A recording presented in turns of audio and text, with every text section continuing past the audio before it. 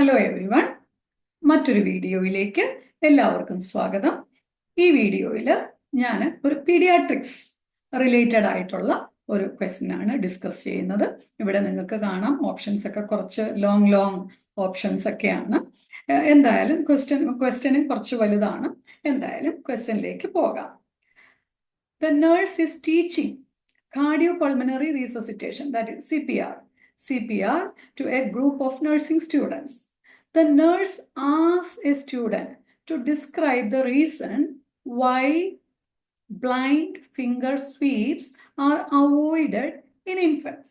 ഇവിടെ nurse ഒരു സ്റ്റുഡൻറ്റിനോട് ഒരു ചോദ്യം ചോദിക്കുകയാണ്, why blind finger sweeps are avoided in infants. അപ്പം അതിനകത്തൊന്നും ഒരു കാര്യം നമുക്ക് ഇപ്പോൾ പുതിയതായിട്ടൊക്കെ ഈ RN ഫീൽഡിലേക്കൊക്കെ വന്നിട്ടുള്ളവർക്ക് മനസ്സിലാക്കാവുന്ന ഒരു കാര്യമുണ്ട്. ബ്ലൈൻഡ് ഫിംഗർ സ്വീപ്സ് എന്ന് വെച്ചാൽ ഇപ്പം നമ്മൾ ഒരു ചെറിയ കൊച്ച് infant, this is applicable in infants and also any child ചെറിയ കുട്ടികളൊക്കെ ആണെങ്കിൽ, വലിയ കുട്ടിയാണെങ്കിൽ നമുക്ക് ചെയ്യാവുന്നതാണ്. ഈ ബ്ലൈൻഡ് ഫിംഗർ സ്വീപ്പ് എന്ന് പറഞ്ഞാൽ ഒരു ഫോറിൻ ബോഡി ആസ്പിറേഷനുമായിട്ട് റിലേറ്റഡ് ആയിട്ടുള്ള ഒരു വാക്കാണിത്. ഒരു കുട്ടി അല്ലെങ്കിൽ അഡൽട്ട് ആയിക്കോട്ടെ കുട്ടി ആയിക്കോട്ടെ, ഒരാൾ ഒരു ഫോറിൻ ബോഡി ആക്സിഡൻ്റലി ആസ്പിറേറ്റ് ചെയ്തെങ്കിൽ, ചോക്ക് ചെയ്തെങ്കിൽ, അവിടെ നമുക്ക് ആദ്യമേ ഒന്ന് നമ്മളുടെ കൈയിട്ട് ഇങ്ങനെ ഒന്ന് അതിനെ എടുക്കാൻ ശ്രമിക്കാം.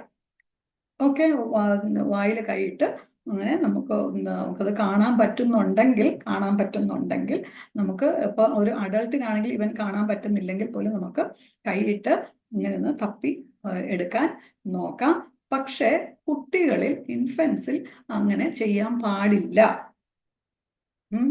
എന്താണ് അപ്പൊ അവിടെ ചോദ്യമാണ്, why blind finger sweeps are avoided in infants? The nurse determines that the student understands this reason if the student makes which statement. ഇവിടെ 2-3 കാര്യങ്ങൾ നമ്മൾ ഈ ക്വസ്റ്റിനകത്ത് കൂടെ പഠിക്കാനുണ്ട്. ഒന്ന്, നമ്മൾ CPR റിലേറ്റ് ചെയ്തിട്ടുള്ള ഒരു ചോദ്യമാണിത്. അപ്പോൾ ഇവിടെ ഒരു നേഴ്സ് ഒരു സ്റ്റുഡൻറ്റിനെ പഠിപ്പിക്കുകയാണ്. അപ്പോൾ നേഴ്സ് ഒരു ചോദ്യം ചോദിക്കുകയാണ്, why blind finger sweeps are avoided in infants. അപ്പോൾ അതൊരു പ്രധാനപ്പെട്ട പോയിന്റ് ആണ്, blind finger sweeps are avoided. അപ്പോൾ നേഴ്സിന്റെ ചോദ്യം എന്ന് പറയുന്നത് എന്തുകൊണ്ട്. അപ്പോൾ സ്റ്റുഡൻറ്റ് മറുപടി പറയുന്നു. അപ്പോൾ ഏത് മറുപടി കേൾക്കുമ്പോഴാണ് ആ സ്റ്റുഡൻറ്റിന് നേഴ്സ് പഠിപ്പിച്ച കാര്യം മനസ്സിലായി എന്ന് മനസ്സിലാക്കാൻ പറ്റുന്നത്. ഇവിടെ നമ്മൾ NCLEX സാറിൻ്റെ ടെസ്റ്റ് ടേക്കിംഗ് സ്ട്രാറ്റജീസ് ഒക്കെ പഠിപ്പിച്ചപ്പോൾ ഒരു പ്രത്യേക കാര്യം ഞാൻ പറഞ്ഞിരുന്നു, പോസിറ്റീവ് ഇവന്റ് ക്വയറിയും നെഗറ്റീവ് ഇവന്റ് ക്വയറിയും. ഓക്കെ, അപ്പൊ ഇത് ഒരു പോസിറ്റീവ് ഇവന്റ് ക്വയറിയാണ് എന്ന് പറഞ്ഞാൽ താഴെ പറയുന്നതിൽ ഏത് സ്റ്റേറ്റ്മെന്റ് ആണ് ഈ സ്റ്റുഡൻറ്റിന് ഞാൻ പഠിപ്പിച്ച കാര്യം മനസ്സിലായി എന്ന് നമുക്ക് മനസ്സിലാക്കണം. എന്ന് പറഞ്ഞാൽ ഇവിടെ നമ്മളൊരു പോസിറ്റീവായിട്ടുള്ള അല്ലെങ്കിൽ ഒരു കറക്റ്റ് ആയിട്ടുള്ള സ്റ്റേറ്റ്മെന്റ് ആണ് നമ്മൾ തിരഞ്ഞെടുക്കേണ്ടത്. അതേസമയം the nurse determines that the student needs further instruction if the student makes which statement എന്ന് ചോദിച്ചാൽ അവിടെ നമ്മൾ ഈ ഓപ്ഷൻസ് വായിച്ചിട്ട് അതിനകത്തുനിന്ന് ഒരു നെഗറ്റീവ് ആയിട്ടുള്ള അല്ലെങ്കിൽ ചെയ്യാൻ പാടില്ലാത്ത ഒരു ഓപ്ഷൻ ആയിരിക്കണം തിരഞ്ഞെടുക്കേണ്ടത്. ഈ positive event query and negative event query വളരെ ഇമ്പോർട്ടൻ്റ് ആയിട്ടുള്ള ഒരു ടോപ്പിക്കാണ്. അത് നിങ്ങൾ പ്രത്യേകം ഓർത്തിരിക്കുക. ഇനി നമുക്ക് ഓപ്ഷൻസിലേക്ക് പോകാം. The object may have been സ്വാളോഡ്. Object ചിലപ്പോൾ സ്വാളോ ചെയ്ത് പോയിട്ടുണ്ടാകാം, അല്ലെങ്കിൽ ഒബ്ജക്റ്റ് സ്വാളോ ചെയ്ത് പോയേക്കാം. മേ ഹാവ് ബീൻ സ്വാളോഡ് എന്ന് വെച്ചാൽ സ്വാളോ ചെയ്ത് പോയിട്ടുണ്ടാകാം. അപ്പൊ അതുകൊണ്ട് അങ്ങനെ ചെയ്യാൻ പാടില്ല. The infant may bite down on the finger. നിങ്ങൾ വായി കൈയിട്ടാൽ കൊച്ചു ചിലപ്പോൾ നിങ്ങളുടെ കൈയെ കടിച്ചേക്കാം. മൂന്നാമത്തെ option, the mouth is too small to see the object. ഇങ്ങനെ കൊച്ചിന്റെ വാ പൊളിച്ച് നോക്കൽ, ഇൻഫന്റ് എന്ന് പറയുമ്പോൾ നമുക്കറിയാം മൗത്ത് ഈസ് വെരി സ്മോൾ. അപ്പൊ ഈ കൊച്ചിന്റെ വായിൽ നമുക്കിത് ഒബ്ജക്റ്റ് കാണാൻ പറ്റത്തില്ല. നാലാമത്തെ option, the object may be forced back further into the throat. Object ചിലപ്പോൾ നമ്മൾ കൈയിടുമ്പോൾ അതങ്ങ് താഴോട്ട് താന്നു പോയേക്കാം. അപ്പൊ ഇതിനകത്ത് ഈ 4 ഓപ്ഷനിൽ നിങ്ങൾക്ക് ഏതാണ് തോന്നുന്നത്?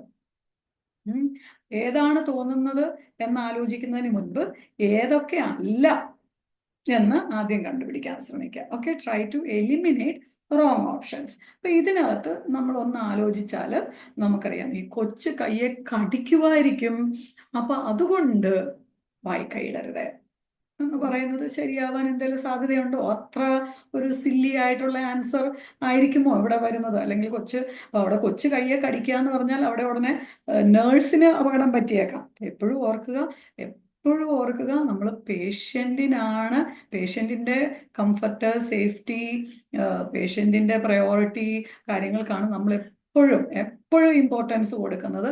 ഈ ഒരൊറ്റ കാര്യം അറിയാമെങ്കിൽ തന്നെ നമുക്ക് ഇത് അപ്പോൾ തന്നെ നമുക്ക് ഈ സെക്കൻഡ് ഓപ്ഷൻ നമുക്ക് എലിമിനേറ്റ് ചെയ്യാം.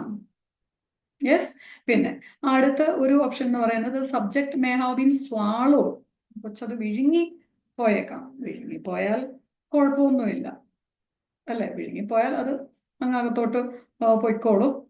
അപ്പൊ ഇവിടെ ഇത് എയർവേയിൽ ഇരിക്കുന്നു അല്ലേ? അവിടെ ഒരു ചോക്കിങ്ങിനുള്ള പോസിബിലിറ്റിയാണ് ഇവിടുത്തെ പ്രശ്നം. അപ്പൊ ഇത് താഴോട്ട് പോയേക്കാം. അപ്പൊ അതിനുള്ള സാധ്യത, എയർവേയിൽ ഇരിക്കുന്ന ഒരു സാധനം എന്തായാലും സ്വാളോ ചെയ്ത് താഴോട്ട് പോകാൻ സാധ്യത ഇല്ല. പിന്നെ the mouth is too small to see the object. അത് കാണത്തില്ല. അപ്പൊ അതുകൊണ്ട് തന്നെയാണ് ബ്ലൈൻഡ് ആയിട്ടുള്ള ഫിംഗർ സ്വീപ്സ് പാടില്ല എന്ന് പറയുന്നത്. കൊച്ചിന്റെ വാ ചെറുതായതുകൊണ്ട് തന്നെയാണ് നമുക്കിത് കാണാൻ പറ്റത്തില്ലായിരിക്കും. അപ്പൊ അങ്ങനെ കാണാതെ അത് നമ്മൾ കൈയിട്ട് എടുക്കാൻ ശ്രമിക്കരുത്. അതാണ് ഇവിടുത്തെ പ്രധാനപ്പെട്ട കാര്യം. ഓക്കെ, അപ്പൊ അതിന്റെ കാരണം എന്താണ്? അത് നമ്മൾ അറിയാതെ നമ്മൾ എടുക്കാൻ ശ്രമിക്കുമ്പോൾ അത് ചിലപ്പോൾ കുറച്ചും കൂടെ താഴേക്ക്, the object may be forced back farther into the throat. അതാണ് അവിടുത്തെ കറക്റ്റ് ആൻസർ. അപ്പൊ ഇത് മൗത്ത് സ്മോൾ ആണ്, അതുകൊണ്ട് അവിടെ ചെയ്യാൻ പാടില്ല. ഇതാണ് അവിടുത്തെ കറക്റ്റ് ആൻസർ.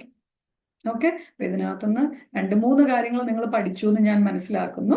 ഓക്കെ, CPR ചെയ്യുമ്പോൾ CPR പറഞ്ഞു കൊടുക്കുകയാണ്. അതിൻ്റെ ഒരു ഭാഗമായിട്ടുള്ള ഒരു കാര്യമാണ്. ഓക്കെ, ഇതിനകത്ത് കുറേ നമ്മൾ ഒരു ചോക്കിങ് വന്നു കഴിഞ്ഞാൽ ചെയ്യേണ്ട പല കാര്യങ്ങളും ഉണ്ട്. അപ്പോൾ അതൊക്കെ നിങ്ങളൊന്ന് വായിക്കുക. Okay, CPR, paediatric CPR important ആണ്. പിന്നെ choking, aspiration of foreign bodies, അതൊരു വളരെ പ്രധാനപ്പെട്ട ഒരു ഏരിയയാണ് ചൈൽഡ് ഹെൽത്ത് നഴ്സിംഗിൽ. അപ്പോൾ അതിനെ പറ്റിയൊക്കെ ഒന്ന് വായിക്കുക. ഓക്കെ, മറ്റൊരു വീഡിയോയുമായിട്ട് ഞാൻ വരുന്നതായിരിക്കും. Thank you for